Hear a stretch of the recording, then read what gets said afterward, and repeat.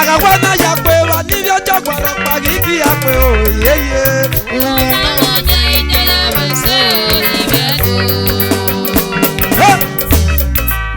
Egija ya wase. Unamanya ija ya wase o iyaku. Egija ya wase. Unamanya ija ya wase o benaku. Ibi ojo pado pamo. Ibi ojo pado pamo. Una mame wedo.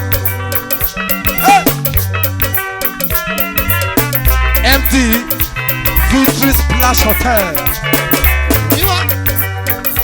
Ibi ojo no pamo. Mara seme aye. Mario boye mi yeke.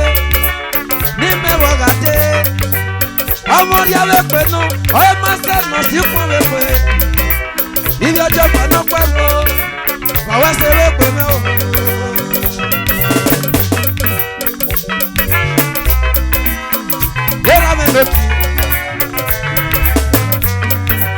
Agawana ya kwe waro pagiki ya kwe. Agawana ya mu waro pagiki ya mu. Ese net. Yera me ono pesi UK. Omo me ni ya gaga. Uwa se we kwe me. Agawana ya kwe wegichi ya kwe. Ese net. Agawana ya mu wegiki ya mu.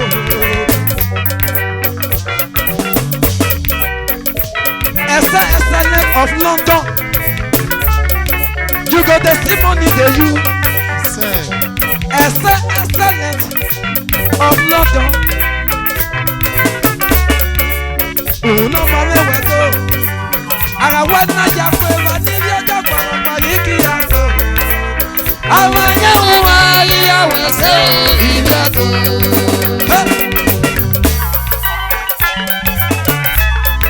Excellent of London. Where say we go me? Akwe na kwe, akwe na mu. Excellent we gichi akwe. Excellent we gichi amu. Okwe na gakwiri no. Oru were mole o. Excellent of London. Too much money we say.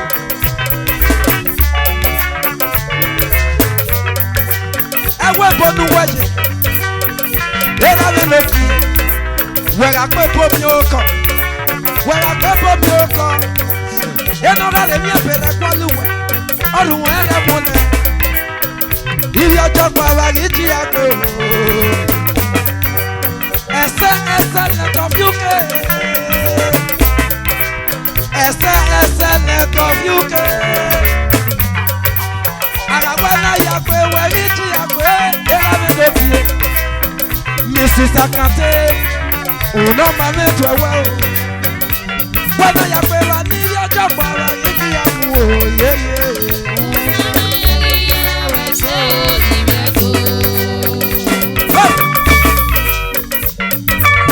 Excellent. Ma we no dey carry body.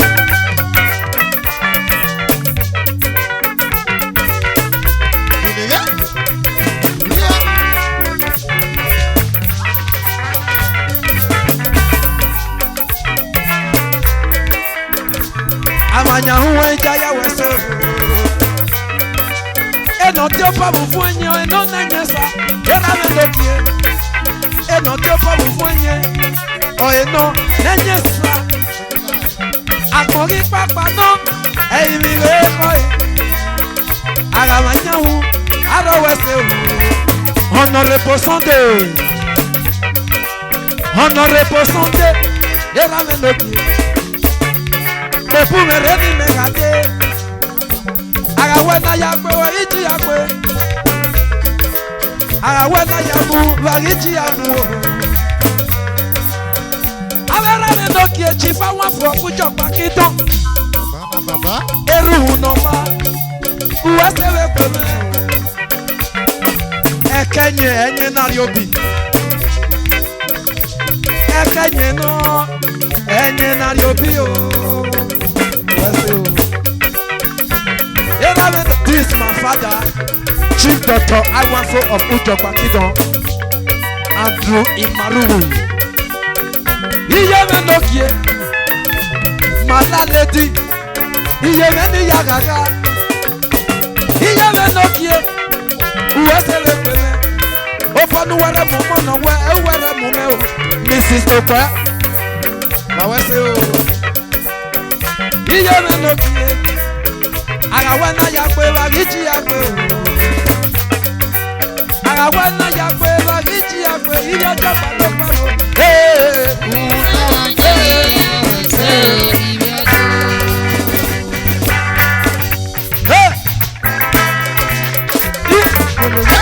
Stole the beat.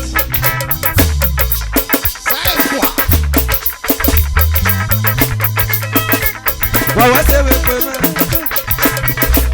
Iyo chokwa no kwemo wawa se we kweme. International. Era no give. MD. Uki guest house. Beauty Splash Hotel MD. Wawa se we. Iyo chokwa no kwemo.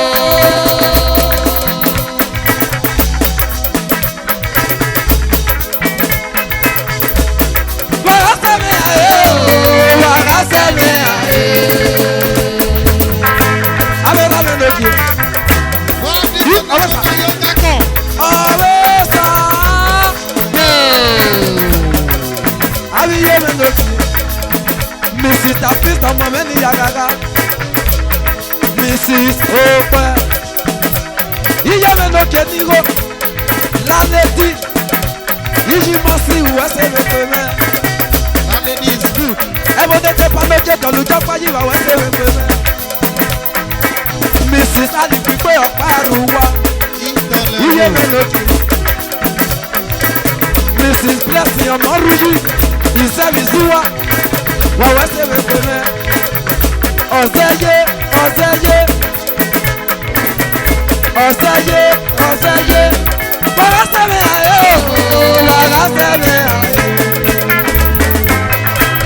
Okay, Megale nota o.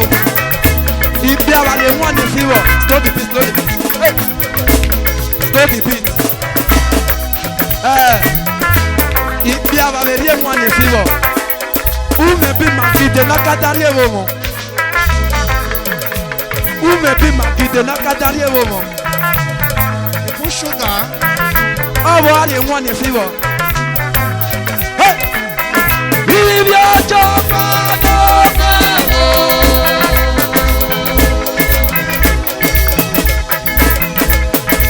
What's the equipment? You put sugar. What's the name? Oh, what's the name? Put sugar, sauce and butter. Sugar, sugar, sugar, sugar. Sugar, sugar, sugar, sugar. Mrs. Osaye. Sugar, sugar, sugar, sugar. Sugar, sugar. MD. Victory Splash Hotel. That's it time, that's it time. Give your job,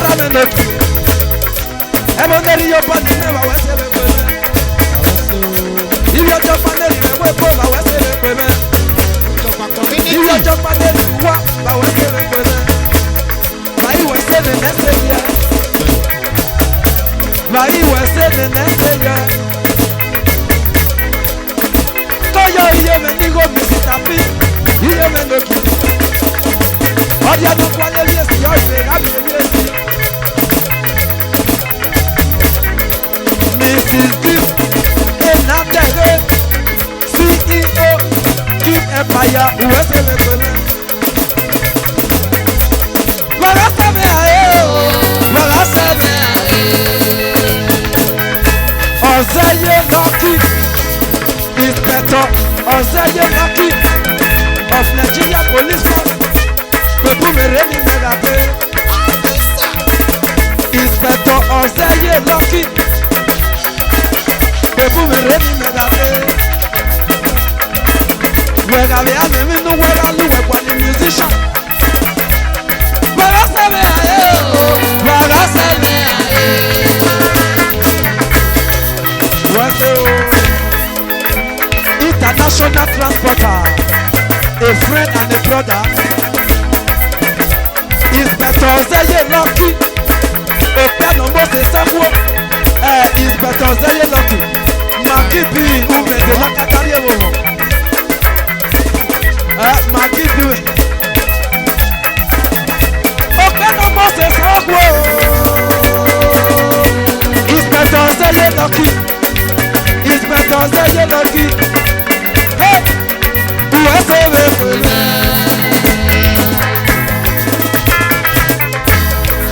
Every computer. Sakele mayo, sakele mayo, uki beni. Sakele mayo,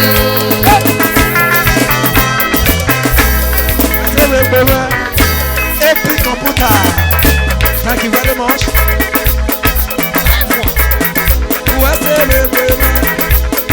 Inspector Zeye Lucky. Just sit down. If your job no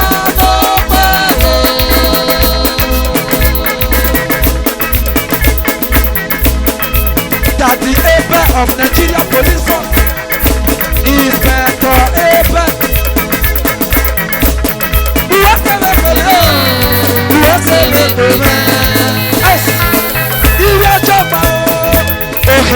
No,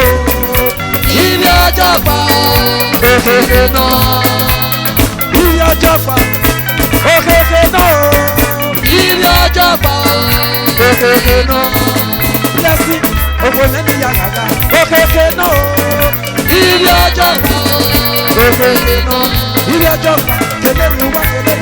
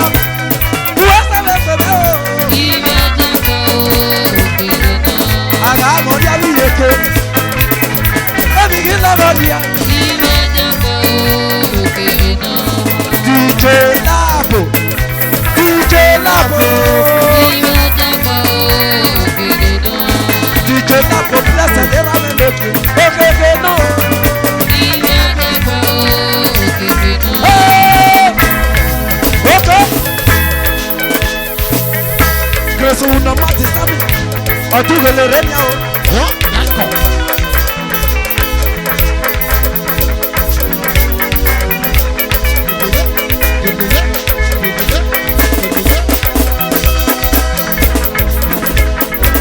Osatume Ozeye based in Italy. Osatume Ozeye, the latest couple in town. Mr. and Mrs. Osatume Ozeye, based in Italy. Said Amos.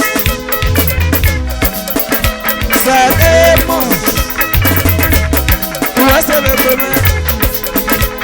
younger king of Africa. Ọ̀wẹ́ ní Jésù ọ̀wẹ́. Ẹ̀wọ̀n débẹ̀ ní ìjọba mi mẹ́. Bàwẹ́ sẹ́mi pé mẹ́. MD Victory Splash Hotel ìlànà. Bàwẹ́ sẹ́mi pé mẹ́. Ilé ọjọ́ gbọ́dọ̀ pẹ̀lú.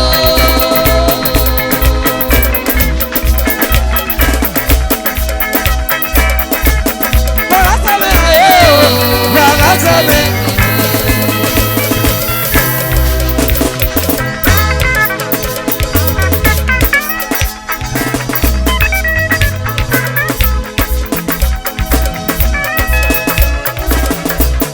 Agate mata magbe emi gi logoria. Agate mata magbe emi gi logoria. Wegate agoria ga hio eba mo. Owori we. Agasa mo anu we sa fonyole.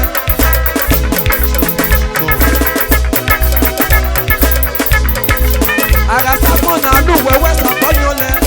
Wow.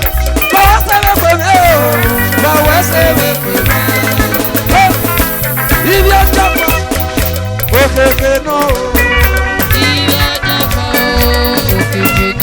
Ewo ni mo te ba ho boka. Okeke no. Ewo ni mo te ba ho boka. Kwa na le pe no. Okeke no.